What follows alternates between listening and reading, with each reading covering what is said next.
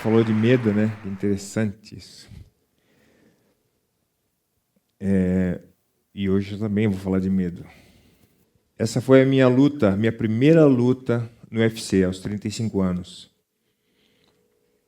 Em dezembro de 2014, eu cheguei de ônibus por trás do ginásio, e um staff do UFC, ele já nos pega e já leva para a porta do ginásio. E na porta do ginásio tinha um papel, uma folha A4, escrito assim: Vitor Miranda, Renan Barão, Eric Silva, Lyoto Machida. Meu Deus, o que eu estou fazendo aqui? E até aquele momento, o meu sentimento era normal, natural para mim. Eu já tenho mais de 50 lutas profissionais. Eu estou acostumado a entrar num ginásio para lutar. Mas quando eu vi naquele papel escrito, junto com o meu nome, os melhores lutadores do mundo dentro do MMA, eu senti medo. Porque eu pensei, agora é para valer. Agora eu vou estar lutando no UFC, o maior evento de luta do mundo, contra um americano, e o mundo inteiro estará me vendo, estará me assistindo. Não, dessa vez não é só a minha família e meus amigos que estarão vendo, que também já é bastante difícil, só que dessa vez o mundo inteiro estará prestando atenção em mim. E eu, super apreensivo, entrei no vestiário e daí pensei assim, mas pelo menos é a primeira luta da noite. Só que a primeira luta da noite, ela que dita o ritmo da noite. Pode ser uma noite chata para os fãs, ou pode ser uma noite excitante. Eu tinha essa responsabilidade de ditar esse ritmo. Então, a apreensão foi crescendo cada vez mais. Mas aí, por último, eu pensei, mas tudo bem, é a primeira luta da noite, luta de abertura, não terão tantos espectadores na arena. Só que não. A minha luta estava prevista para as 19 horas, às 16h30, a arena estava lotada. Dava para ouvir o barulho das pessoas lá no vestiário. Geralmente, 40 minutos antes da minha luta, eu preciso começar a aquecer. Só que naquele momento eu estava assim, em posição fetal, deitado no tatame e imaginando, poxa, eu tenho que ligar para minha mãe para ela me tirar daqui, sabe? Mas não teve jeito, o meu treinador ele me chamou e falou, Vitor, está na hora da gente aquecer, vamos lá.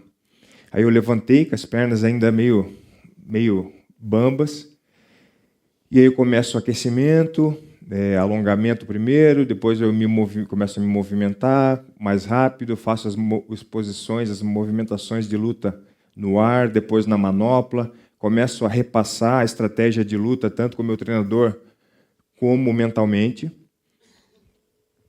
Quando chega o staff dentro do vestiário e fala 5 minutos, e ali eu já estou a 1000 por hora, coração aceleradíssimo, a boca seca, assim como está agora, e toda hora eu tenho que tomar um gole de água para me manter calmo.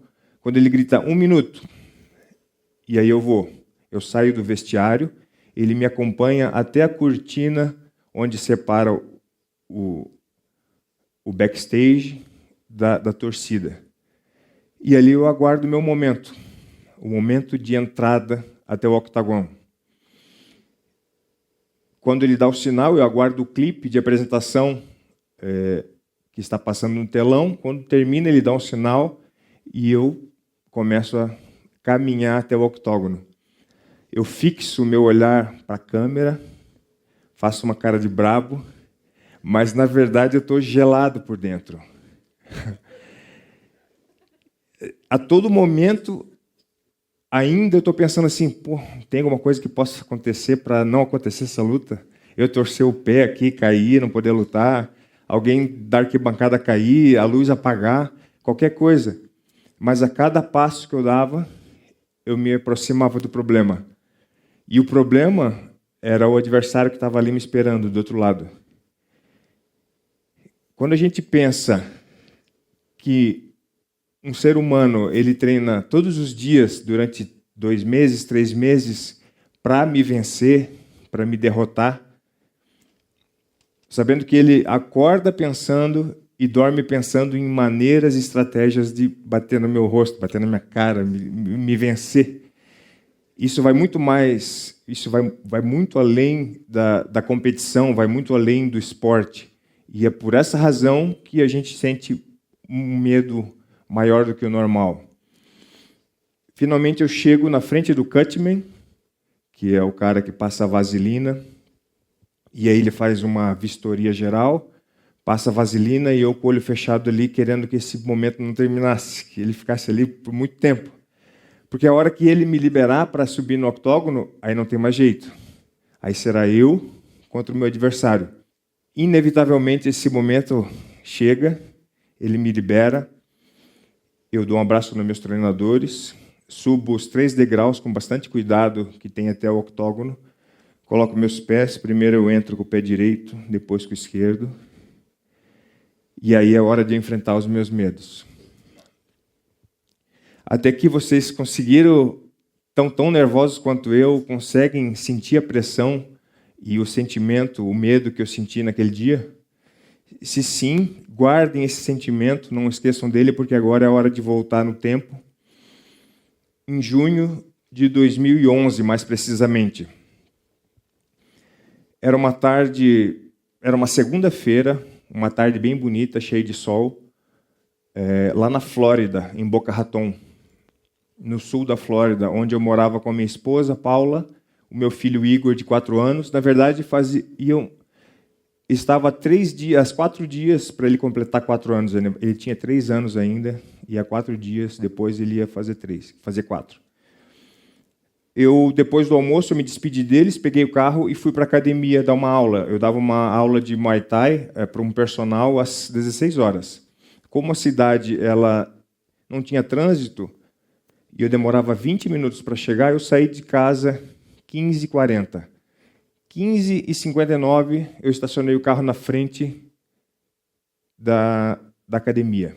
Quando o meu telefone toca, antes de eu desligar a chave do carro, eu vejo a foto da minha mulher no telefone. Eu geralmente não atendo já nesse horário, porque já ia me atrasar se eu atendesse, mas tudo bem, não entrei na academia ainda, vou atender. Eu coloquei o telefone no ouvido, ouvi a voz dela, só que era uma voz transformada, uma voz diferente, carregada de muito, muito terror. E ela estava gritando desesperadamente no telefone e ela conseguiu articular a seguinte frase: Vitor, me ajuda, o Igor caiu na piscina, ele está morto. O medo que eu senti, que caiu sobre mim naquele momento, ele é indescritível, é destruidor. Eu pensei em alguma coisa para exemplificar isso para vocês, e a única maneira que eu encontrei é que vocês visualizem comigo, mentalizem comigo a seguinte situação. Quando você é criança, lembre quando você é criança e fez alguma coisa errada, e você sabe que é errada, e a tua mãe fala assim: olha, se prepare, quando chegar em casa tu vai apanhar. Sabe esse frio na barriga? Guarda ele, acumula ele. Aí depois você pensa um pouquinho mais velho, quando você está prestes a fazer aquela prova dificílima que depende de uma nota alta para passar, e você sabe que não estudou, e aí aquele frio na barriga, aquele nervosismo, acumula esse também. Aí depois você pensa no seu primeiro beijo, na sua primeira entrevista de emprego, a sua primeira palestra, a sua primeira talk. Você pensa naquela decisão de campeonato mundial. Tudo isso, se você conseguiu visualizar isso, você agora está como com o estômago apertado, com dificuldade de respirar, com aquele frio na barriga. Aí você pega esse sentimento, coloca uma pitada de terror, uma pitada de pânico e multiplica por 10 mil, 100 mil, 1 milhão, 10 milhões, não importa, porque chega um momento que a gente não consegue mais identificar o que é muito, o que é pouco, o que é real, o que é ilusão. Nós entramos em choque. E a minha E eu falei para minha esposa assim, olha, tenha calma, faça massagem cardíaca, faz respiração boca a boca, vira ele de lado. E ela falou, eu já fiz tudo isso, não está adiantando. Daí eu falei, continua fazendo, que eu vou ligar para o 911 e eles vão chegar aí muito rápido. Eu desliguei o telefone, liguei para o 911, voei para casa novamente. Quando eu cheguei em casa, eles já estavam colocando o Igor na ambulância. E foi onde que eu presenciei aquela cena e me ajoelhei berrando lá, gritando, desesperado. Corri para perto da minha esposa. E esse medo avassalador tomou conta da gente e nos dominou por 4 dias. Mas, infelizmente, esse medo ele virou uma realidade.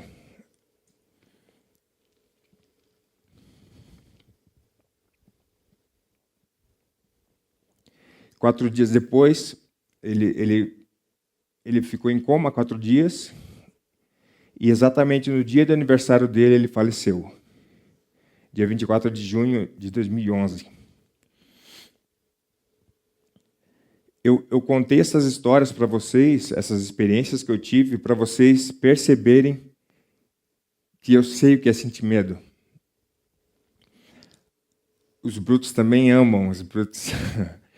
A gente é carne e osso. Assim como vocês também sentem muito medo de alguma coisa, de alguma situação, seja um medo positivo, igual aquele da luta do UFC que eu tive a oportunidade de me preparar para esse grande dia, seja um medo negativo, como a morte do meu filho, onde eu não tinha o que fazer, a não ser rezar para que o pior não acontecesse. E com a minha experiência, com as nossas experiências, eu aprendi que a gente precisa alimentar um medo inteligente.